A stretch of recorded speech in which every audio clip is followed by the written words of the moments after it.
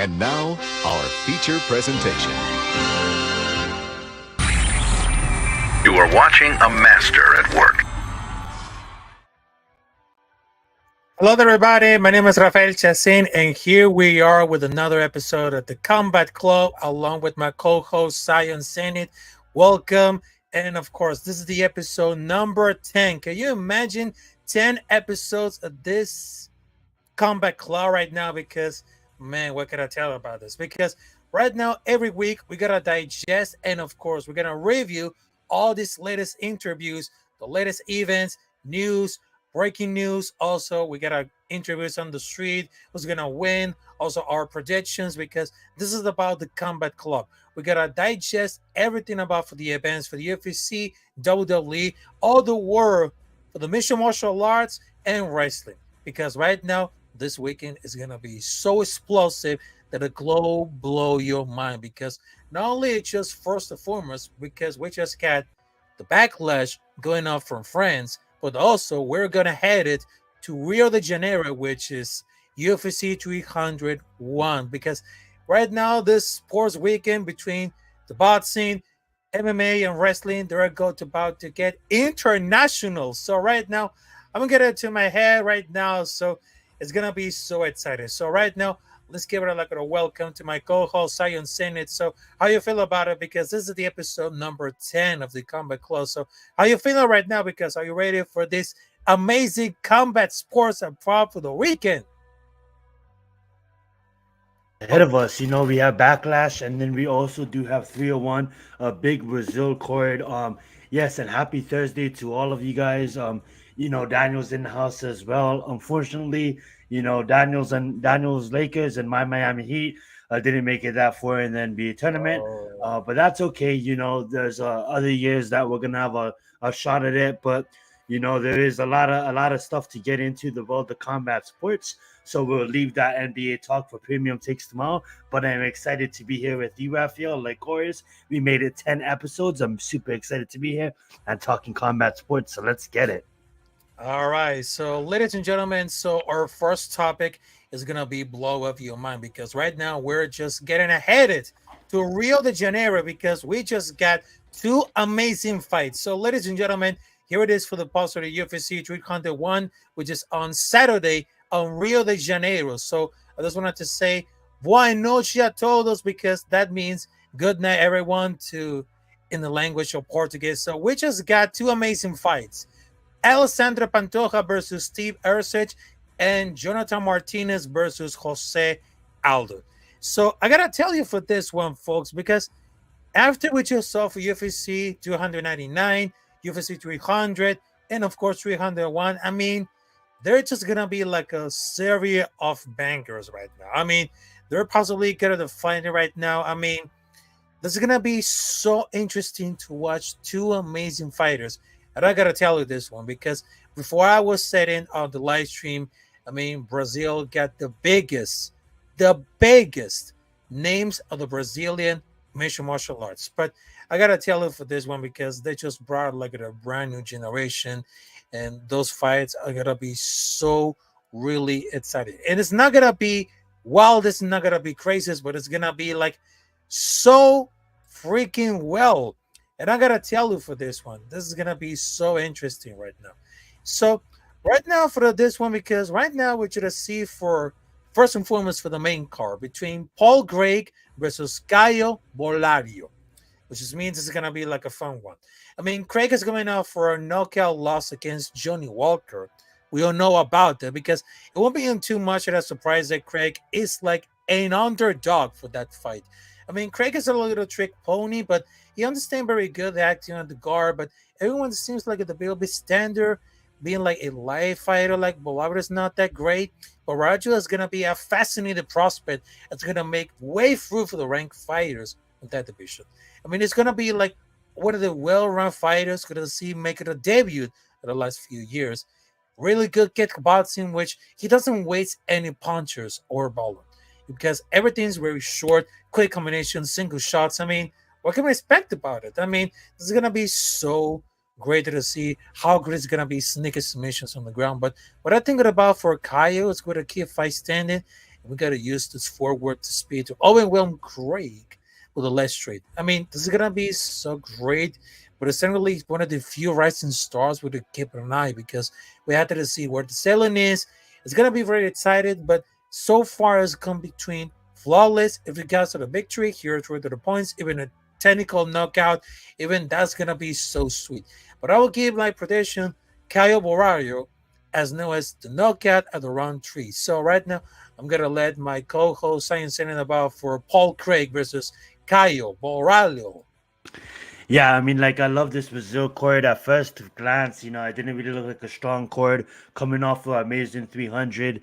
But then the mud sat on me. I just love the opportunity that stories could be made here on this chord. What I mean by that is, we have a veteran in Paul Craig that is basically proven to, not do so well against the cream of the crop in his division.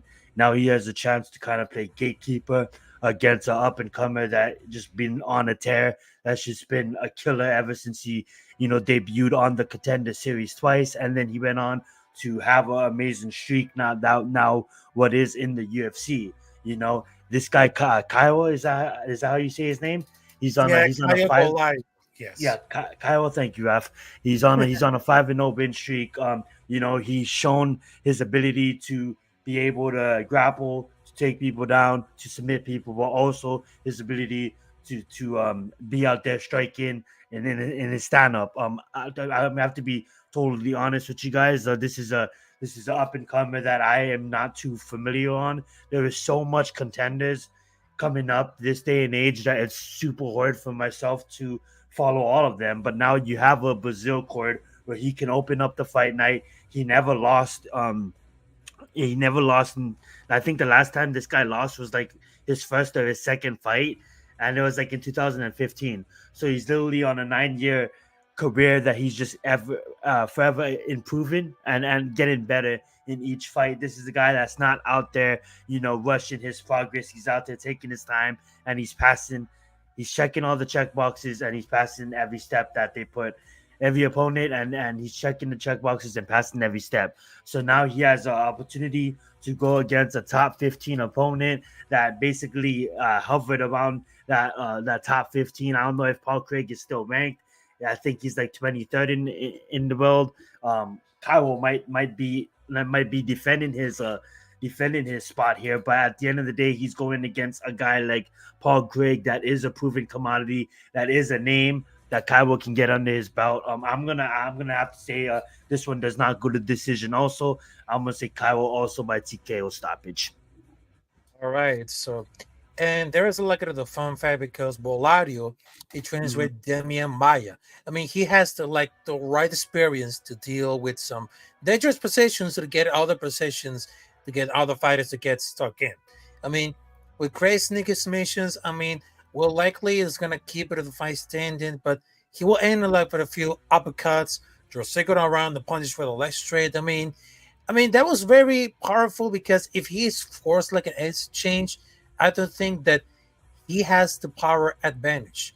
But I don't think that Credit's gonna be able to use like the various transformation skills get there because how light Boralo is on the foot, it literally floats on the octagon because he was ridiculously good at maintaining the distance because there's no doubt that he was prepared and up to take down the defense for this camp. I mean, that should be like really good enough. But I would say that What Paul Craig does bring is he does bring that puncher's chance, but you can easily see with this matchup that the UFC brass is hoping that Cairo can get over Paul Craig and they can start promoting him to the rest, shall I say? Because obviously he's probably a huge big star in Brazil, and he's probably a star among really diehard hardcores. But hopefully this is a fight where he can get rid of Paul Craig fast and on to the next. No disrespect against Paul Craig, but this sport is for the cream of the crop, and I'm just hoping that he can get through Paul Craig and on the better things. I'm sorry to interrupt you. What's up, Mac? What's up, TTC? Thank you guys so all much right. for joining us tonight. Yeah, have a good one. And of course, I will just see because I know for the comments right now, even though that I just met like what are those one of those persons right here because he just like everything about it. So I just wanted to let you know that my respect for you, Abram. I know you're watching on the show, but I know that you're a 49ers fan, but this is like the MMA Combat Club. So there it is. And of course, I've been seeing Mac the Giants fan. Salute to everybody. So I've Absolutely. been seeing like a lot of love and of course for respect, but also there's like a lot of haters right now. But who can stop us? So there's nobody. So let's move on for the next fight right here for the main card. I mean, Michael Pereira. Is that I know this is a combat show, but that must be like the battle for the battle for California. And you probably you Yeah. guys are probably homies, but like all I know is AFC, NFC. That's more. I'm looking at the San Francisco. It's like, man, they're the top of the NFC. It's gonna be hard for anyone to get past them, but we'll Yeah, see I what happens. know. But that's Yeah, the let's combat. Let's get it. all right, so let's just come back. I mean, between that fight of yeah, between for the fight Mitchell Pereira versus Oh, I'm excited Igor for this one. Figueroa. I'm excited for this one. This is gonna be really exciting because I'm in two. Because this is gonna be like a short way up, only because I'm feeling like I'm repeating myself when it comes to Pereira. He became like one of the most dangerous fighters on that division. Because you know why? Number one, he utilized a high pace as excellent cardio to maintain the high pace of the nation. And he's been like a nightmare for a lot of fighters. Oh yes. Number two, his kickboxing was really boxing. He's really good at all, but he can throw like a hip well at times with his sitting down for the punches that let loose like a clean combination about jabs, combinations. I mean, it's incredible how damaged it's gonna be dealt for the source time. Another thing that's going really well is probably sounding like a broken record, but he attacks the body over and over and over. But that's an attack for the board, destroy the cardio, then again stand the opponent. But Poteria is certainly like a strange one because I feel like because they hate him over this knockout win and dance over Shunga Raw. And rightfully it's gonna be like a little weird, but Poteria is just like a dangerous opponent with a high rate of finish and fantastic highlights over his career. But his quality opponents prior to UFC has become scrutinized over and over and over, but it's really clear that it came like a can crusher.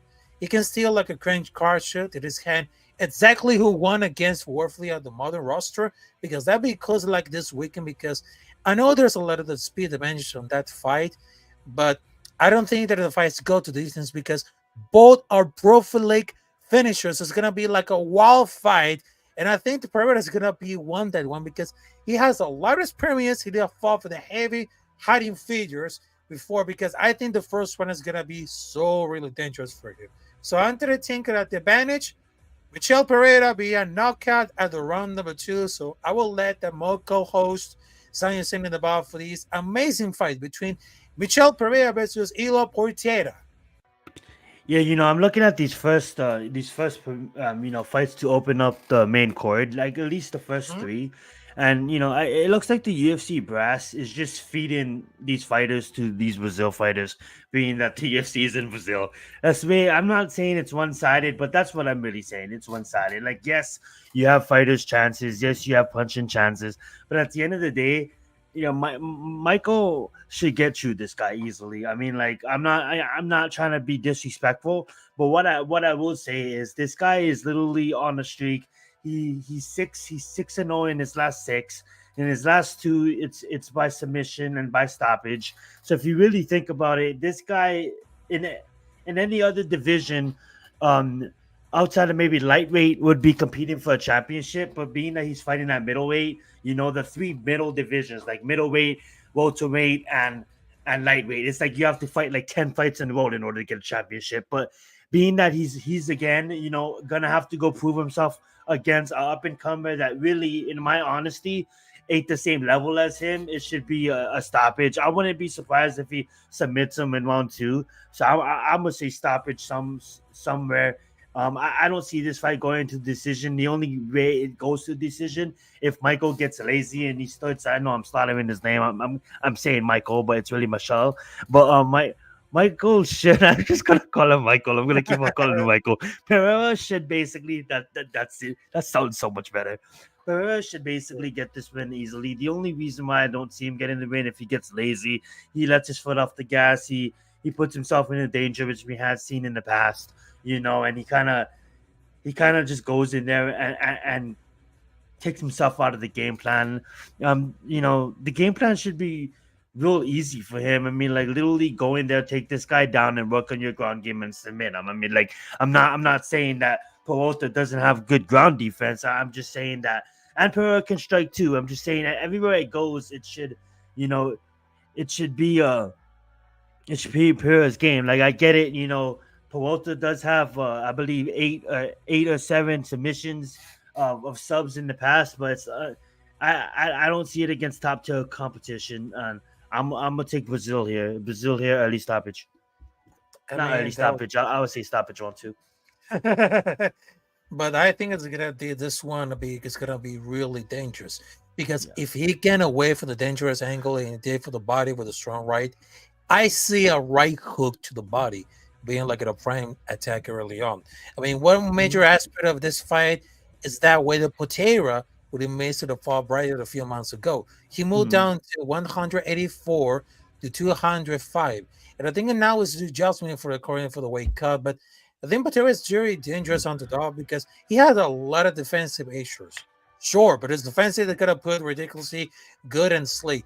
That's not what it is say they're going to struggle period. But I do think that the period is gonna be the most dangerous and potentially when it comes to Pereira versus Potera. I mean, this is gonna be like ending up getting her real bad, but this is like getting more action on it. I mean, what can I tell you about it, this folks? And before we had to move on for the next fight right here, I just wanted to let you know that Science Zenith, right now you are for 500 subscribers. So congratulations to Science Zenith. I didn't realize that, man. Not even looking at my own sub count. Thank you. Thank you guys all. Thank you, Alfie, for letting me know that. That's love, fam. But thank you guys all for loyal subscribers who subscribed. Man, I've been so busy this past week. I haven't been even looking at that, but I really appreciate it, guys. And I will say this before you move on to Rafael, and thank you so much for that. And I will say, how do you say his fucking name? His fucking MMA name. I'm just gonna call him IP. Potera. Like I would say Potera. I mean, it sounds like because it rhymes with potty, which is those things that are about it. But yeah, it's kind of like very weird because I know there's like European names that maybe don't pronounce, but let's just say like a Potera. So there you go. You know who's really good at John Anik, he gets it down, man. He gets it down. He practices. But yeah, I would say he does. I could see him hurting. Pereira here. Like you said, like he could easily rock him in the body. Like Pereira has been hurt in the past, but that's what I'm saying. Don't put yourself. Like I get it. All fights start standing up, but this is an octagon. Utilize the cage. Get this guy to the ground and hopefully utilize your submissions and hopefully you can stop this guy on the ground. And I'm not trying to take anything away from homie, but I just don't see I don't see the level of competition that he, and I don't know who am I to say MMA is fucking weird. Yeah, that's really weird.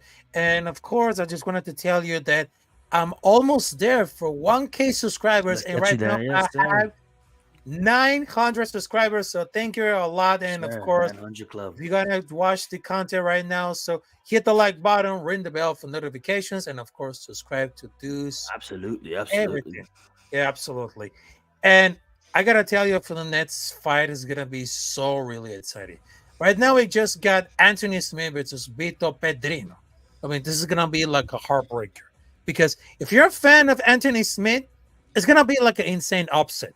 Because Smith is coming up for a knockout loss against Roundtree Jr., despite, I think it's very past his own prime. Because Smith had displayed some thought and heart during this fight, but only showed that much heart when he gets hurt so damn often. Because he had definitely like defensive problems, which is very square stance, sloppy footwork, and very exposed shin. Because he had a large number of openings for the body kicks. And I've been sold for that fight. When it comes to Matt Holloway versus the Korean Zombie, which is at the middle of the August 2023. So I would say that was very upset. But I think Petrino, it coming like at a hot prospect coming out for this fight. He actually earned like a main card spot against Smith, and Petrino has dangerous kickboxing. He's not necessarily fast because he's doing like a together combinations or extend the combinations doesn't run the volume because Petrina has a lot of power advantage when it comes to this. If they don't have the kind of the confidence with the ball to the crowd itself, I mean, that's the dangerous connotation. But they should have a very success that they had the right tools to get him at sit up and boom, hit it off with a jab in the straight. But I don't think that Smith is going to be like a great fighter anymore because he's not too old, but I think the damage is very accumulated throughout his career. But he made like a more suspected to get knockouts. So I will tell you for this, Vito Padrino is going to win for a knockout at the round number 3. And I'm going to let my co-host Science in the ball for Anthony Smith, the Lionheart versus Victor Pedrino. Yeah, sometimes you have MMA fighters that fight into the clear like 30s and go on these long ones. We have fighters like a Glover Chichira that wins the title at the age of 42 or 41. You have fighters like DC that fights and Jim Miller. But the point being that Anthony Smith, your career is just done.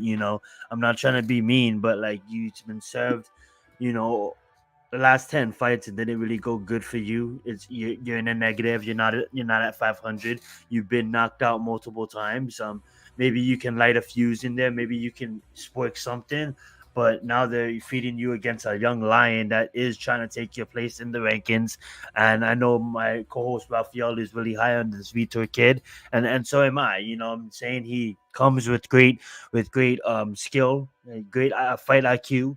He has knockout power, and he's not afraid to bring it to the ground or defend against the takedown if he doesn't want to be there. So this guy has all the skills to be a future world champion, and it starts with going against a veteran like Anthony Smith that is washed. I'm sorry, it's a Tony Ferguson effect. You know what I'm saying? At the end of the day, you got to go out there like a Donald Cerrone and just lay the gloves down and just you have good you have good a gig with commentary and with the announcers, and I think you should take that and go wide off with the sunset. You'll always be an amazing, fighter. Fighters will always respect you. It takes a lot to even get into the cage over 50 times. You know what I'm saying? But you're not 12-9 in the UFC. So yes, your record is 37-19, and that seems really good. And praise that. You always be respected. But at the end of the day, Vito's gonna retire you, and I wouldn't be surprised if Anthony retires after this fight, like he should. So he's probably gonna get knocked out 2 in a row, and Vito's gonna retire Anthony. He's gonna lay the gloves down, and I'm sorry. I mean, like he may not like it, but it is what it is. There comes a time before Father Time catches up. You know what I'm saying? LeBron James wish he could stop these young up and comers, but he's just not the case no more. Anthony, Kevin Durant, wish he could play like he used to, watching him play in these playoffs, but it's not the same no more. You know what I'm saying? Father Time hits, and that is what it is. And I know what combat show, but the New York Knicks are up 21-9 right now on the 76ers, putting in that work in the first quarter, trying to close the series out. Go right ahead, Rafael. Yeah, I know because there's a lot of things that I got to explain to Anthony Smith, but I'm gonna keep it short. I know that Anthony Smith could be like a great fighter, but he puts a lot of heart and he makes like a being knockout right now. But I think that Anthony Smith is gonna pass his pride right now. I'm not gonna lie because I'm not gonna disrespect Anthony Smith, but Anthony Smith, he put a lot of this career, but I think this is gonna be his last dance right now for this UFC career.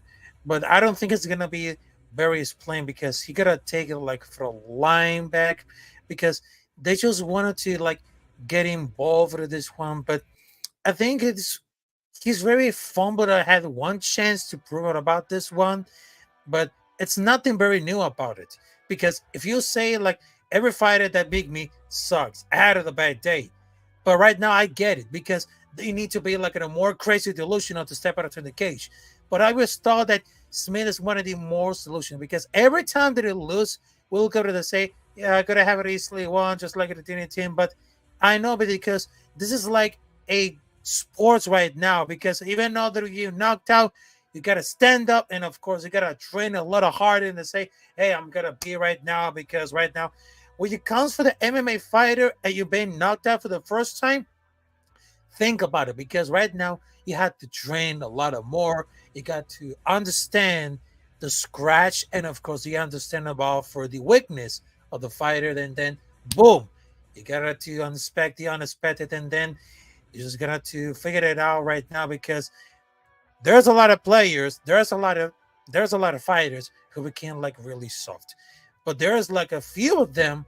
He has the great power, great knowledge, and he became the hardest one. So I'm not gonna be like a disrespectful, but if you're soft right now, It's get the not fuck. disrespecting him. It's just that you gotta come a point in your career where you clearly are not winning. You clearly are Yeah, not winning against high level competition. And what's the reason why you're not winning? You say you win, and you say when you lose, that you're gonna go out there and you're gonna train hard and you're gonna come back looking better. But guess what? Your whole UFC career, it's been stagnant. Yes, you had a rise to the title, and yes, you didn't make it. But at the end of the day, I'm not sitting here like a fan and trying to disrespect. What I'm trying to say is it's super hard to get to the top 15, yet alone the top 5. And then once you're at the top 5, it's really hard to capture the title, super hard. But what I'm trying to say is, you got to come a time of day where you got to change what you're doing.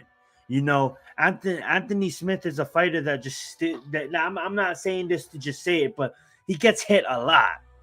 I'm not just going to say he stands there because he clearly doesn't. He moves around. He tries not to get hit, but his head is easy to find. Okay. His head is easy to find. He's never been that kind of fighter to kind of move and kind of sway with punches and kind of get out of the way. He never been that elusive kind of fighter. He's always been that fighter that's going to get in your face. And yeah, he doesn't want to get hit, but his head is easy to find. There'll come a point where you got to make it harder to find. You gotta change your footwork. You gotta get a better. I'm not even gonna get into his team, but I can compare it, and I people may hate me for this, and I don't care. I'm gonna compare it to Max Holloway. Okay, there's a point in Max Holloway's career where he said, "I can't get hit no more. I cannot get hit no more."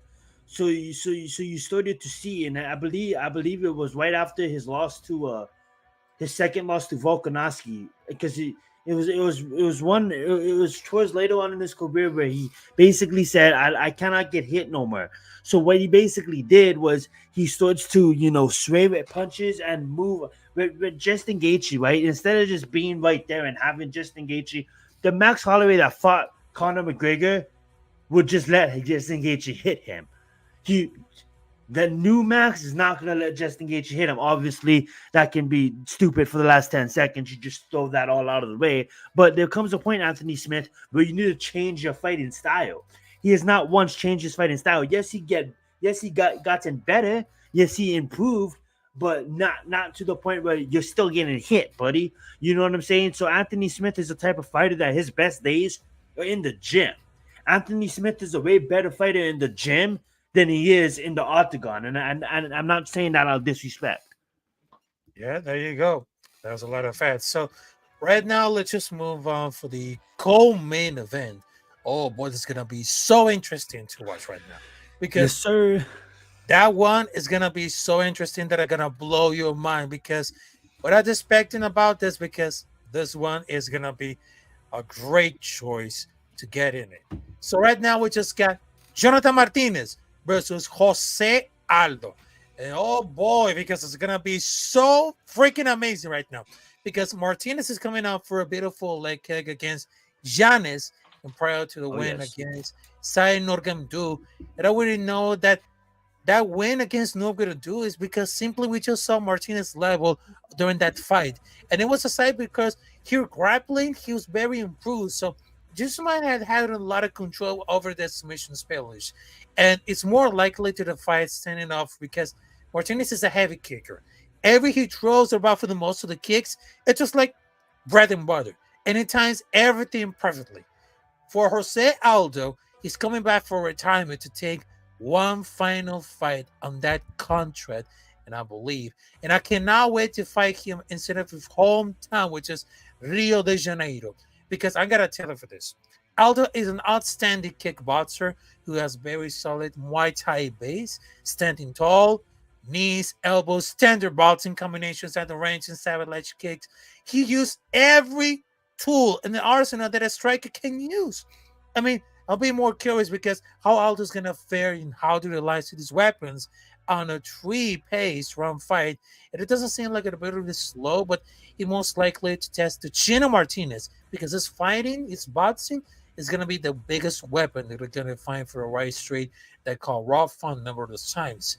So I would think it's because I hope Aldo wins because it will nothing more happen than Waldo running into the ground like he did like 10 years ago. But it's not going to be like a clear cut prediction. It's going to be a little bit messy, but let's just sit back and watch this incredible matchup between a veteran versus a rookie. So I'm going to let my co-host talk about for this amazing match and the combat of Jose Aldo on Rio de Janeiro, his hometown.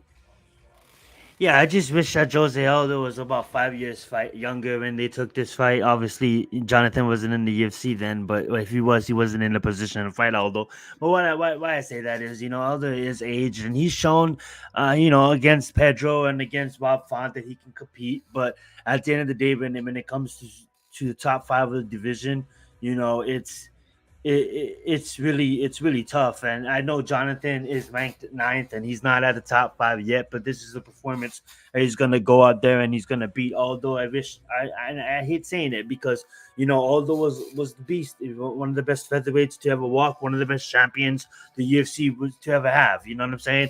He's definitely top 10 champions ever of the sport. You know what I'm saying? So if you really think about it, and bantamweight, 135, he looked good. He looked good out there, but then he went against Moab and he lost, and that's when I mean, like, Jonathan streaking, man. Jonathan is finally found. He's finally putting everything together. All of his tools are starting to blend, and he's looking to come out there and really take Aldo and move up and get a top five opponent and get a championship shot here soon. I know the top five is Washi. You got Moab, you got a lot of others. You know what I'm saying? I can't even think of them right now, but I know it is kind of busy there at the top. But this is a fight where you don't take it lightly. You know what I'm saying? The crowd will be chanting, "You're gonna die," but you need to go out there and you need to take it. Get rid of Jose Aldo in the first round and suck saying, because I'm a Jose fan. I'm not trying to be disrespectful, but Jonathan needs to get rid of him in the first round, and obviously it's probably not going to happen. This fight's probably going to go to decision because Aldo's a monster. You know what I'm saying? Like he's not gonna be easy to put out. I know a lot of people are looking at all of his fights he had, and he still has that toughness in him, and he's gonna have that energy of the Brazil and the crowd with him. But Martinez needs to go in there and handle business, and if he does, his UFC career is gonna get a whole lot brighter, and I think he will. I think Jonathan will go in there and handle business. Yeah, that's exactly. But I really thought it because right now, because he was most likely, because not only was slowly better for the legs at Aldo, but that kid would also win see Martinez right to the right before because it's gonna be like a 50-50 fight. But I really Yeah, have thought Martinez for the is in his prime. I would say too. Like that's why I want to pick him, and I think something tells me he's gonna stop Aldo, but it's hard to pick that because Aldo's such a beast. You know what I'm saying? But Martinez is entering his prime, and if he can pull all his tools together, it's gonna be nightmarish. Continue. I'm sorry. yep. Yeah, that's exactly. But no, don't worry about that because right now it seems that because it's gonna be the most dangerous opponent that Martinez has faced so far. I mean, regardless, it's gonna be the fact that getting off at the AHN was retired because I was very curious how fair to wait to cut back for the 135. We'd assume it's gonna be like a relaxed time for training, but now he's used this at a 3 round fight. But I've been seeing like at a slow starter to it, like at a 5 round fights. And now, ladies and gentlemen, we're just heading off from the main event, which is going to be the flyweight championship bout between Alexander Pantoja versus Steve Ercich. Brazil versus Australia. It's going to be like a strange fight, but I don't think so. But I got to tell you for this one. And I'm sorry to hear about this because the flyweight division is a mess. And the only thing that it could happen to thinking, I mean, it's supposed to like get a tiny bit of sense. I just don't know because for Alexander Pantoja, he's coming out for a string of fantastic wins. One of the most recently against Royal in a grilling 5 round fight. I mean, he's capable to striking, but he has very strong punches where it gets a little bit wild, but he most of the ground because he's a phenomenal grappler. we didn't get a gap with that because he will no doubt with how good Ursa the grappling is. As soon Pantoja is getting like at a body triangle, I mean, it's not gonna be like a good news for Zed because that's what they're building out for the setups. And for Edset, it's gonna be an anomaly because he only had 3 fights in UFC. All against royalty, okay fighters, but it seems pretty that's gonna be damn sure it's gonna be the fight goes. I mean, there's a little doubt in my mind. He's very confident that on takedown for the defense and the bonus for the submission, but otherwise it's gonna be why they take it a little shot because this is not the first time in a fight in a 5 rounder. I mean, he took like Paul Loga in 5 round back in 2021, but it certainly didn't go for the 5 rounds. And the preparation was a great experience. But I think they had to guess him for 5 rounds. But considering this is like an alternative bet, he has the right tools and weapons to make it a challenge for Pantoja, especially for the left hook. Be careful because I know that Earth is gonna be ridiculously slow grappling and wrestling base, but I think Pantoja is gonna be far the top level competition. But I would love to see how the crowd is gonna be with it. So I'm gonna tell you for this, Alexander Pantoja is going for a submission at the round number 3. So I think it's going to be a lot of disparity to the president now for surrounding, but the left is going to be a retreat. So I'm going to let my co-host Zion to talk about for Alessandro Pantoja versus Steve versus Brazil versus Australia. Yeah, I can't stand the UFC for this, and I really can't. You know what I'm saying? I've seen Steve fight his last fight, and I'm watching him fight, and I'm clapping for him when he gets that knockout. I'm like, dude, 2-3 more fights away, you're fighting for a championship. You know what I'm saying? And what does the UFC do? They book him for a championship immediately because Alexandra has taken out not in this championship run, people, just over time. Pantoja, he's been fighting veterans his whole damn career. He cleaned out the whole damn division, not even holding the title. This guy cleaned out the whole division. So now he got the title, cleaned out a couple of fights, beat Royale, and they're like, yeah, I don't got anybody to fight. Give me Astro. He's sitting at number 10. Give me Astro Boy. And I don't think that's fair for Steve because honestly, he's I don't know, man. Does he do that Chris Weidman? Does he go in there against all odds, and I'm not saying that Pantoja is damn near Anderson Silva's level, but compared to Steve, it is kind of like that. You know what I'm saying? Steve is an amateur at this damn game. Literally, I want this kid to succeed. This kid can go out there and shock the world, but everything tells me, MMA knowledge tells me that Alexander Pantoja should run through this kid. This shouldn't even be scheduled of a fight. There's reason why, and I don't necessarily agree with rankings because I don't like the way they rank people sometimes. But there's a reason why you work your way up to the championship. You know, we got some people like can't even get championship fights. It's on 10-fight win streaks, and then we get Steve that literally his opponents you can't even Wikipedia. And then he's been in the UFC for 3 fights. And then he gets a championship fight. This guy's going to get served. Now, what do I want to happen? I don't know. For some reason, guys, I have to be honest with you. I don't respect Pantoja. I don't know if it's the division. I don't know what it is. It's horrible. He's my least liked champion outside of what is her face that the old female that I'm trying to not be disrespectful. Who's the bantamweight female championship? Whatever her name is.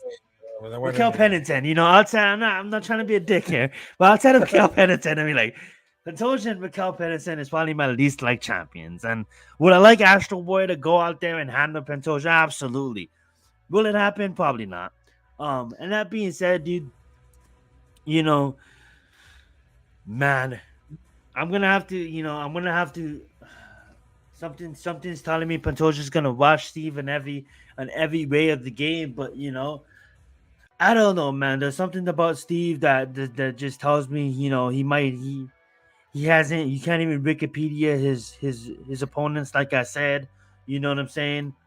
If you do the math, like there's no way that Steve gets it done. But I'm gonna pick Steve in this one because I want Astro Boy to be champion. I think he'll be a good champion, and you know, it's been a while since, you know, the one thing that I like about our champions, I like champions who streak. I want to see streaks. I don't want to see champions who think they're royalty and just want to fucking fight when Spain opens up in 2 years and just fucking just sit in like they won the world because they just won a championship. You know what I'm saying? And wants to just call out people that's not even fighting, fighting scheduled other fighters. You know what I'm saying? And not even ranked people. And I can't stand those kind of champions just because it's like, dude, you won one time. You won one time. You just got the fucking championship. Defend it. Back in the days, you used to have to defend your title. I know I'm ranting here, but something tells me that Steve is a champion that can hold the belt for a long time. So I'm gonna take him. I'm gonna take Steve because I like champions who can streak, and I want to see. I miss those days where he's Mighty Mouse. He's now defending his championship for the 7th fucking time. You know what I'm saying? I miss those days. You know what I'm saying? You even have like Alex. You know what I'm saying? Shout out to Per. He's dominating, but at the end of the day, he wants to move up already. He wants to go to heavyweight. It's like Sean O'Malley wants to fight the fucking fighter that never wants to fight in the division above him. You know what I'm saying? They all want to fight each other already, and it's like stop it, guys. Like just defend, man. That's why, Max Holloway, take that championship away from Ilya and defend. You know what I'm saying? And look at Islam, defend. Islam's not fucking looking to go fight everybody. Islam's defending. You know what I'm saying? So that was a long rant. I apologize for that, but let's get it.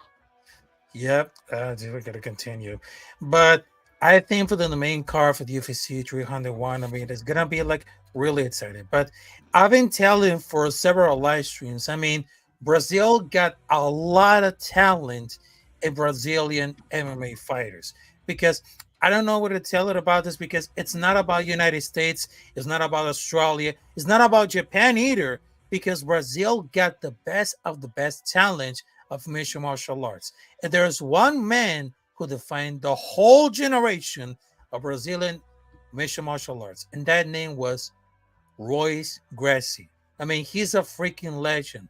And I think that was the blueprint to all the Brazilian talent going out for making a debut in the mixed martial arts, like, for example, the UFC. If you see, like, talent like Anderson Silva, Alice Pereira, they just got Jose Aldo. I mean, there's a lot of great talent because they know they had a great resume on capoeira, jiu-jitsu, Muay Thai, everything. I mean, they cannot stop the ball for those Brazilians because those Brazilian fighters are unstoppable, are unbeatable. I mean, that's the recipe for the success. All these Brazilian mixed martial arts, and you cannot beat them on the outcome because that will leave you a mark, that will leave you a submission, that will leave you on the knockout. I mean, these guys are really a beast of monsters, and I will tell you this.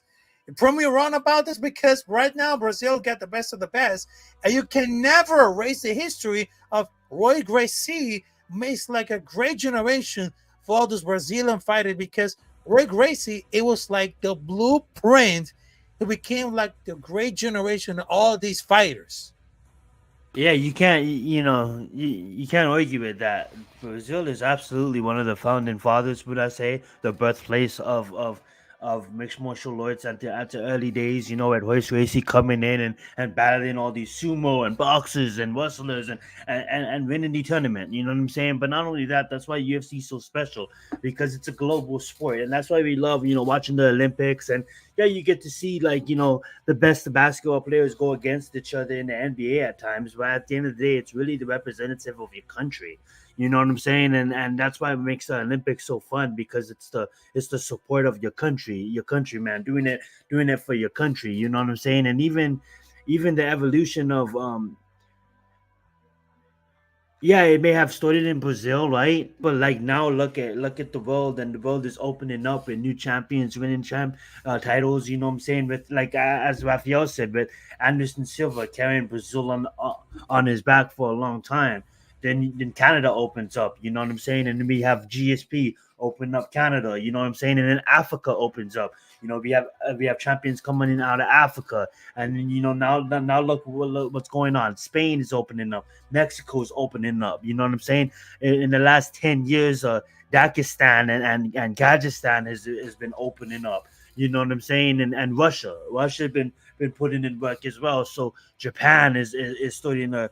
And always been around. And Japan has been another pioneers of the sport. You want to talk about Brazil, we can even talk about Japan and what they been able to put on MMA events when a lot of countries didn't even want to sanction MMA. So that being said, that's why this sport's so special, because everybody has, like, soccer has premier leagues and all the other leagues, but every country has kind of like their own league. You know what I'm saying? And like it's kind of like, yeah, cricket, and yeah, other world sports, but at the end of the day, like, players may come from other countries and play in the NFL, and players may come from other countries and play in the NBA, NHL, and MLB. But at the end of the day, like mixed martial arts, you never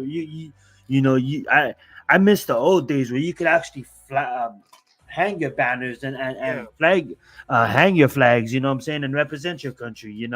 And that's what I love. That's what I love about it, because no other sport can you get the best kickboxer from one side of the world going against the grappler from the other side of the world. I mean, like, you look at boxing, the shit's hugging and fucking boring as fuck. You know what I'm saying? It is what it is, man. And like, MMA is the greatest. MMA is the greatest, man. Yeah, exactly. Then that's a fact right now. So, right now, before I had to go for the last topic, I just wanted to say, because I've been learning about for the Portuguese, and Brazil got the best thing that happened, and you can never deny this. So, right now, for the last topic, before we're wrapping up, because right now it is time to opportunity to make it clear for the backlash is going to be on France. Also, I just wanted to say, merci beaucoup. It's gonna be on Saturday, which is on 1 p.m. Eastern time, which is the United States, because the event is gonna be 8 p.m. in France. But I know that some people understand about, because after Cody Rhodes they just won the title of WrestleMania, now he had the opportunity to defend this title against AJ Styles. And I'm not gonna disagree about it, but I think that Cody Rhodes' road to the WrestleMania to go to the backlash, I mean, that was very huge. And people that just see for like a brand new era about for the WWE. But I think in backlash is gonna be a lot of different, because right now they gotta face against AJ Styles, because it goes like a veteran battle. A veteran battle, because it's gonna end it up, because it won't be like the first time with AJ Styles facing the Rhodes family. He had a match against Dusty Rhodes, I mean, as a family member.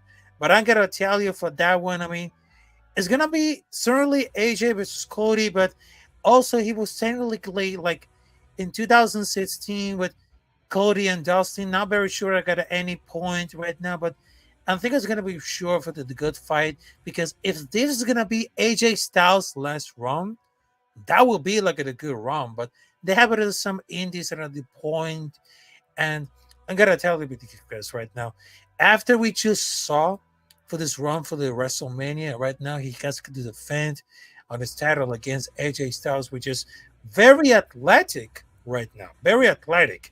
But I gotta tell you, because right now we just see, because he was debuted on the WWE back in 2016 with the Royal Rumble, but I think it's like his 8-year run at the WWE is gonna be like not that very similar right now, but I think that on that year is gonna be his last time, just like Michael Jordan.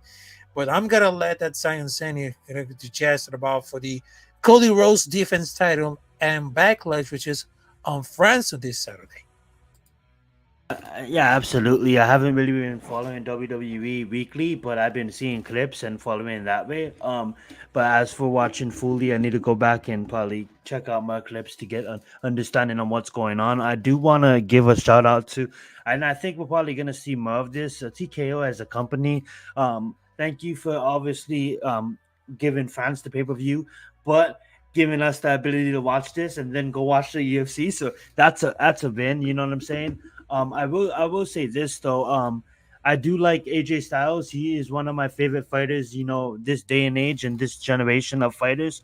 And I will say, I do like this matchup. I do think that Cody Rhodes is gonna come out victorious, but then again, this is needed for his championship reign. You need a guy like AJ Styles, a veteran that can come in here and that they can put on a match that basically that can bring France on their feet.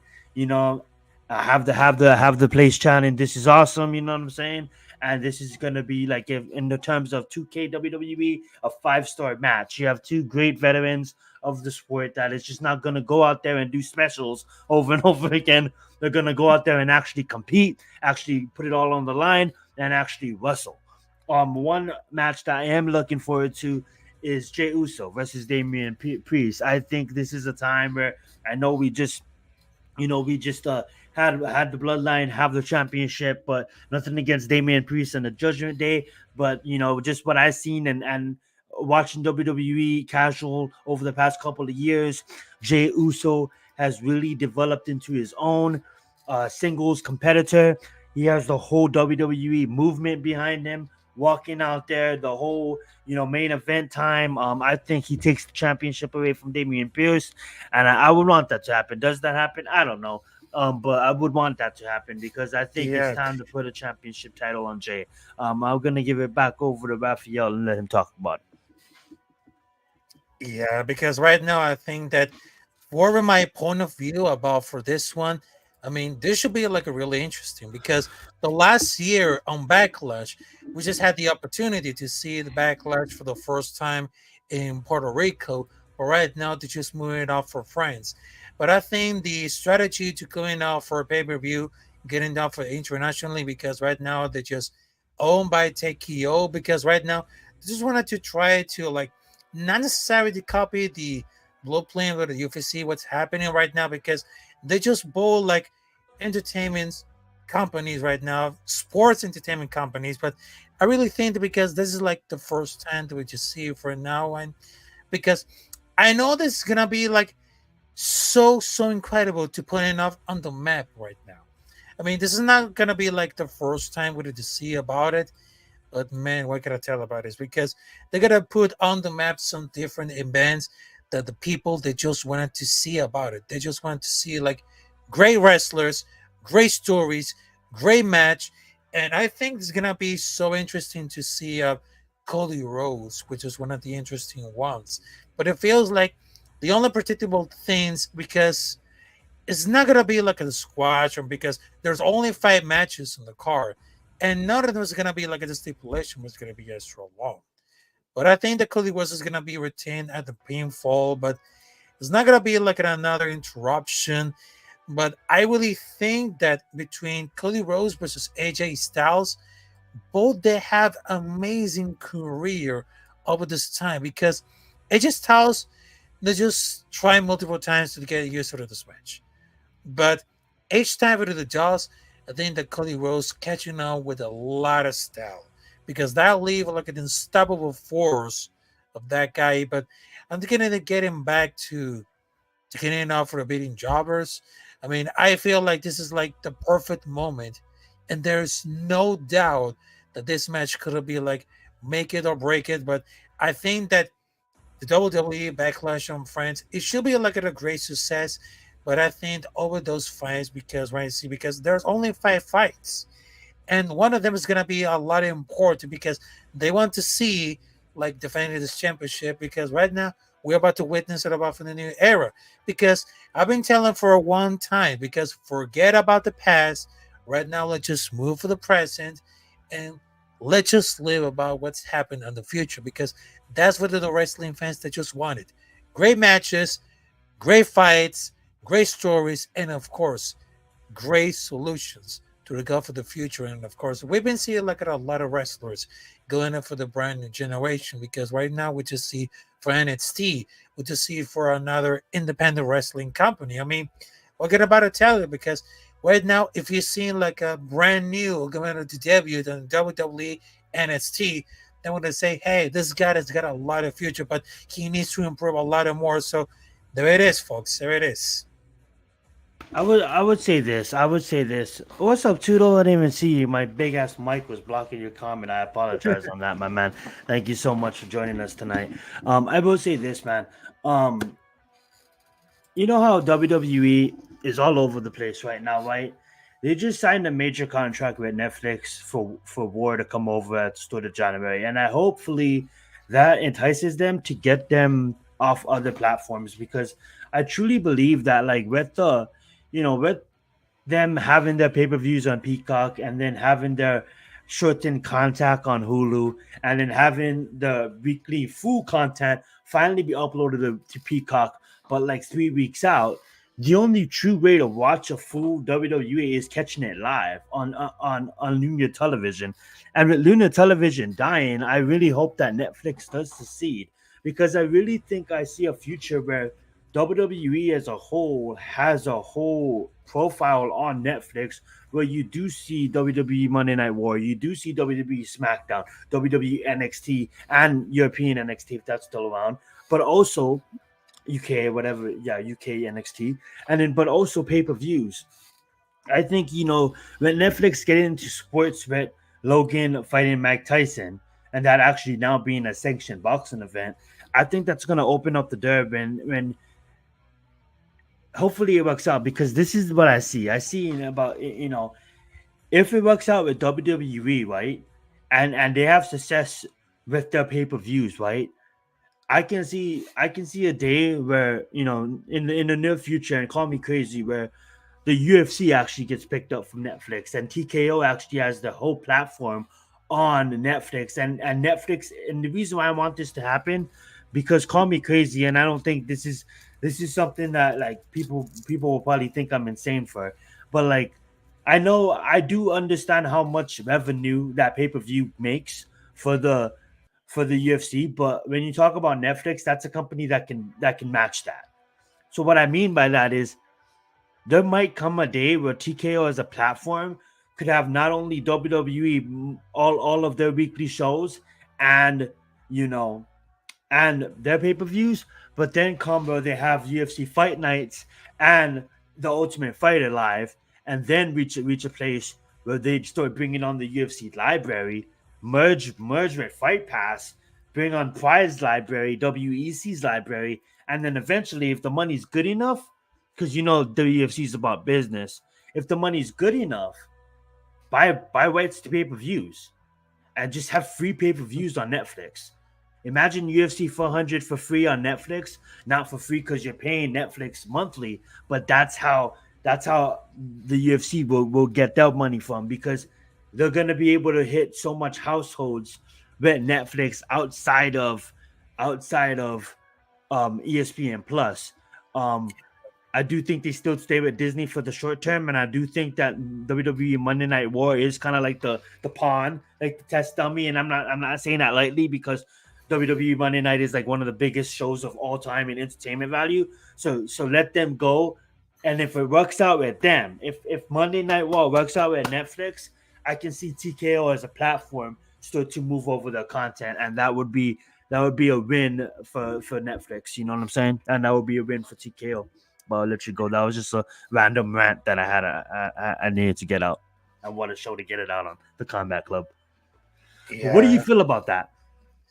I mean, what I'm feeling about for booming up for Netflix, I mean, that was just like a big business move, because right now it just seemed like, because I'm very tired for to see like all these like pay-per-views going on, because I'm not gonna pay a lot of money to get involved with like ESPN, because in that time right now, because I just wanted to watch some of the fights on the internet, because in that time right You now, didn't even say that out loud, bro. If you didn't snitch on yourself, bro. yeah. Well, hell, I'm gonna let you continue, but like, if you look at all the events of sports that outside of pay-per-views, like outside of boxing, it's really like the NFL is big, huge, bigger than the UFC, right? NFL is free on linear television. You know? Yeah, exactly. So I just watch it for everything, because right now, even though that I'm a big combat sports fan, and I know that I just watched like the different pay-per-views, and some point I had to go to the pay and say, oh, no, I'm not gonna pay for like a 5 or 50, $100 for a pay-per-view. That's not gonna happen. It's not gonna happen. But I just really needed to know, because right now they just need to move and continue about for the technology. For my personal opinion about for WWE moving to Netflix, I mean, that's like a very great idea, because right now they just need to stick to the idea to get it like breaking the mold for the technology. And I really think that moving up for Netflix, and I think it's gonna be like really great, because we don't want it to see like another person and say, oh, I'm gonna waste so much money about that. So imagine this. if they're gonna pay for a Premier League event, so just subscribe and do not pay too much money for a pay-per-view because Yeah, I you know know like what? I I could do. love that idea. Let me stop you right there. So you have your Yeah. Netflix highest plan right now is like the Premium Plus, right? You get Uh-huh. access to 4K TV on for different on unlimited televisions, right? And that's like $20 a month. Okay, have a pay-per-view plan. All right. So now the pay-per-view plan is now $27 a month. And what does that include? All the WWE and all the UFC pay-per-views for the month. Guess what? That might be only one or two because WWE doesn't go every month. And UFC doesn't go every month. So the most you're gonna have in 1 month is There two. you go. You're gonna have two pay-per-views. So Netflix will be able to recuperate all that money that the Mm-hmm. UFC makes off of the pay-per-view buys, they'll get off of that extra price for that subscription. And with 250 million households and only growing, I mean like that's a lot of subscriptions, and then that comes into buys or pay-per-view points for fighters, and that's a whole different category. But I think we're gonna start seeing that soon. Continue though. I'm sorry for interrupting. Yeah. Because I mean, it's gonna be like really interesting because right now we're about to get involved in the era of technology, and we just see for WWE on the premium live events on Paycard, which is like the greatest idea because right now it seems like they just wanted to watch those events without getting off of the sofa because right now there's like a bars in there because there's just like sport bars because I've been known for because I'm just like watching up because the last time that I just walked through the sport bar, they just got the ESPN and the whole people because he didn't have the opportunity to pay like a more than thousands of dollars on pay per view. So right now, I just wanted to join up for the bar and then enjoy for the pay per view because it's not a problem anymore. Because right now we had to be like very involved about technology, also for the streaming plans, and of course, we're talking about for the next one, premium live event is gonna be like a big, big And thing. it needs to happen because you got to think of it at Dana White. Like you're not hearing this, but if you was here right now, if you was listening Yeah, to that, if you was listening to us, you have a watch party at someone's house, right? Someone ordered this fight for $70. Everybody comes over. There's about 15 people watching that fight, right? Guess what, motherfucker? Every last one of those 15 people. Okay, let me be realistic. 13 of those 15 people have Netflix accounts. All right. there you So you go. There's add a that lot up. of That's the them. cost of the pay per view. That's the if you're doing a pay per view package not for $27.99, so now your Netflix membership is not $27.99. It comes with all the access, but now you have access to pay per views, WWE and UFC. So now all that 7 times 13, you just made your watch party money back, right? So the reason why pay per views are so expensive because everybody can gather in one place and watch it, and that's fair. But you're gonna make that money back because like I just said, a lot of those people do have Netflix accounts. Not only that, though, Exactly. I was gonna say something else. I totally lost my mind. But yeah, continue because like I think that is the way of the future, and that is the way it's going. Yeah, I got it. You know, you see it with Apple taking on MLB games and soccer games. You know what I'm saying? You see with MLS games. You see with HBO taking on some NBA games without League Pass. All you have to do was subscribe to HBO Max, and you could watch out of market NBA games without League Pass for a little bit there. So Yeah. you see all these different platforms, right?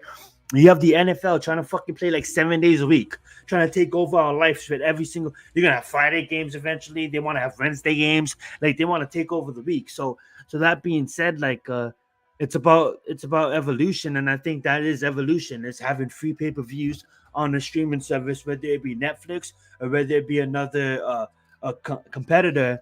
But I don't think the mouse. Nothing against them. I don't think they'll ever go free. I don't Yeah. think the mouse will ever go free pay per views. So it's up to Yeah. because they can afford it, but Netflix is the one that can move the stick, and I think Netflix doing the Mike Tyson and the Jake Paul thing, it moves the stick for free pay per views, and I think that's a win.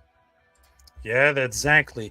And one of my last things that I just wanted to tell her about it because right now we're evolving about for the era of technology. So I'm gonna tell for my biggest plan right now, premium live events for all the UFC and boxing, including for wrestling.